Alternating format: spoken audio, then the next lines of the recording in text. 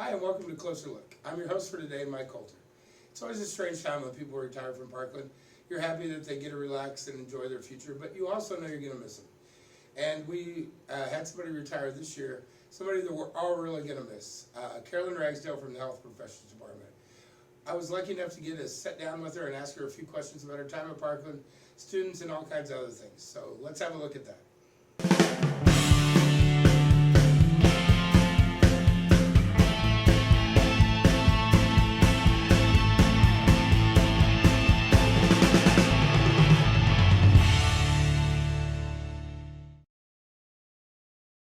I'm Carolyn Ragsdale, and I've been at Parkland since 1989, mainly in the surgical technology program, but then always health professions. I left here from school and went right into the trauma unit at Christian Hospital Northeast in St. Louis. So I worked evenings. It was just myself and one nurse. I saw incredible things that scared me, that taught me a lot. And just, I remember those days as the best learning days, but probably the toughest emotional days that I had, that I just had never imagined seeing some of the things that I saw. I was young and I had not even experienced death personally. And then I think in 1 week, had 4 deaths in the OR from a trauma on the road. And I mean, you just go home from that shift and you just don't even know how you can recover from it. These are people you don't even know, you never met. And so, it was just a crash course, like you said, in kind of emotional things, but also learning a ton. Had you not came and started working at Parkland, do you think you could have sustained that kind of thing for any period of time? Yeah, because I really learned to love the adrenaline rush of the big cases. I always tease because there are certain services that there's just not quite enough blood, not big enough knives and instruments that, I mean, you're always doing good for somebody, but I just really like the very invasive sort of procedures that you knew were going to really help somebody. And so I think I probably always would have been drawn to the more trauma type cases rather than kind of the routine cases. My husband was working in St. Louis and got laid off. And so we moved to Champaign just to have more support, knowing that I could get a job here. My family was here, his family was in Bloomington, and so I was working in the operating room here. And Parkland had a student that had been off because she had been pregnant and then delivered her baby and had to take some time off. So she needed a tutor in the operating room and asked if I would help with that. And I loved that. I loved working with students when I was an employee at the hospital. So I did that and then kind of picked up a little bit more at a time, as things opened in the Surg Tech program to help teach with that, and just really enjoyed it. And then it kind of was a difficult, surgical technology is hard. With my husband was out of town about 15 days a month because of call and that. So it became, realistically, it was a lot easier to be here. That was at the beginning, than to be in the operating room because there wasn't call. And the mornings weren't quite as early, and you could get out on time. We're in the operating room. That's never a guarantee that your shift is over when it's supposed to be over. That was a huge learning curve because I felt like, and this happens a lot in health professions, that we're clinical specialists and we know our job clinically like nobody's business, but I had never taught before. And so we really had to lean on other faculty and other colleagues, and at that point, the center with Faye Rousseff Baker, to go get some help with some of that. And so it was definitely a learning curve, but I think, again, if you care about it and every time you teach you want to make it better, it did just get better and better to the point where you weren't nervous to go in and lecture, and you weren't nervous to be in front of the students, and weren't nervous that you're going to make a mistake. And so, but it took a little while because I knew the surgery side of it, but I certainly didn't know the academia, and it was a little bit intimidating. That's really true, and they'd say, I'm so nervous in front of you, and I said, no, I'm your advocate. I will always be your advocate. The people in the operating room will be more intimidating, so let's get comfortable, with me. But I always tried to keep it light when I could keep it light in lecture. We always had little class activities that would kind of keep it light, because knowing when you go into lab and then when you go into clinical, it's hard to be lighthearted because they really as a novice, we needed them to be serious when they were there and absorb everything they could. But around them, they saw, experienced surgical techs and nurses that were relaxed. And sometimes it's hard for them to understand why they can't be relaxed.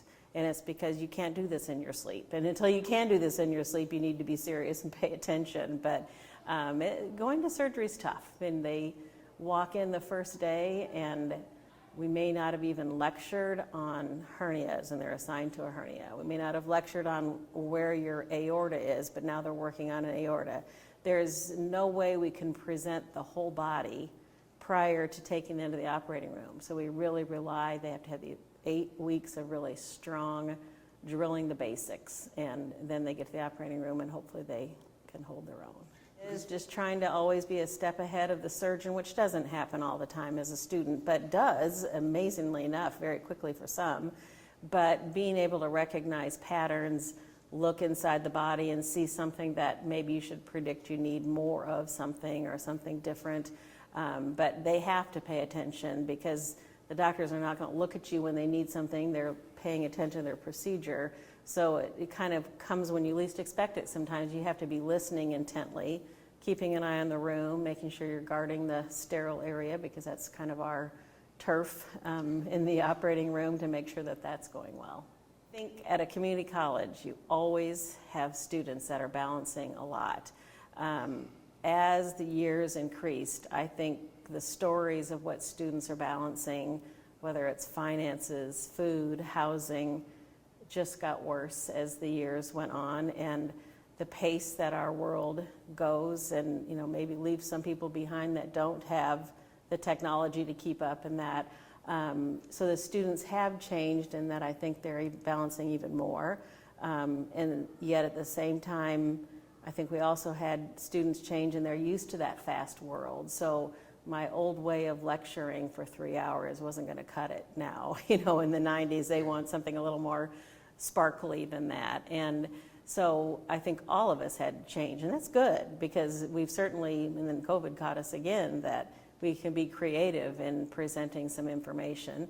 And I think the faculty that constantly try to improve and be creative are the best faculty, because you have to keep up with what the needs of the students are.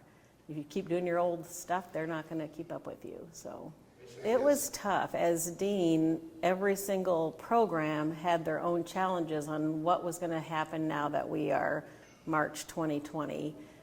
How do we jump online? What do we do that next summer? We actually started right back at clinical, where the rest of the college was still remote for the most part. And so what is the standard for personal protection, and now how can we get it? Because now there's a national shortage on it.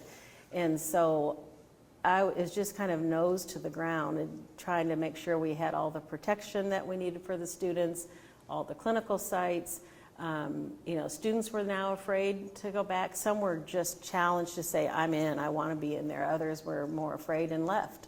But more students were tough to say, I'm ready to be a part of this, than not. But every single program had its own challenges on what does COVID mean and what does it mean to be with patients. But a program like respiratory therapy, they're treating COVID patients from the day they went back to clinical. And that's fine if you're experienced, but a student is a novice, so trying to keep the patients safe, trying to keep our faculty safe, trying to keep the students safe, that was challenging. And really, that you kind of get at the end of it. We're not at the end of it, but you get to the point where you can put your shoulders down a bit, and you're like, man, that was a lot. That was a lot, and a lot for the students and surgical technology, because we already wore all that PPE and we tested all our patients. Maybe not the impact, but think of taking a student to the COVID unit for the first time and say, here, this is your patient today, and they have COVID, and no vaccinations out yet, and we did our best. So, but I think actually we really excelled. We did some great work. People avoid administration jobs because you love to teach, and I love to teach. But it also was a point that I could see the succession with Bobby, our previous dean, leaving. I had met Janice Grewetz, who now runs Surg Tech. She was wanting to move to Illinois, to Champaign. And so I thought, this might be the opportunity to make this big shift, take on the job that I was prepared to take on, just didn't want it, and work under Bobby, Janice work under me so that we could all teach each other. And that worked out really well. I worked under Bobby as her assistant for a couple of years and learned a lot. So I knew I was prepared to go into the role, but I also knew I would miss, the just teaching and being in the operating room. But it's been fine, and I think there was a ton to learn. But at the same time, I felt like I was ready. And so it was just saying yes, finally.